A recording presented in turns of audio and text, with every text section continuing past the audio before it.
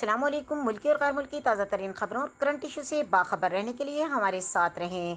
वज़ीर आज़म इमरान खान एक रोज़ के दौरे पर कराची पहुंच गए। वज़ीर आज़म इमरान खान अपने दौरा कराची में आज कराची सर्कुलर रेलवे के मंसूबे का संग बुनियाद रखेंगे।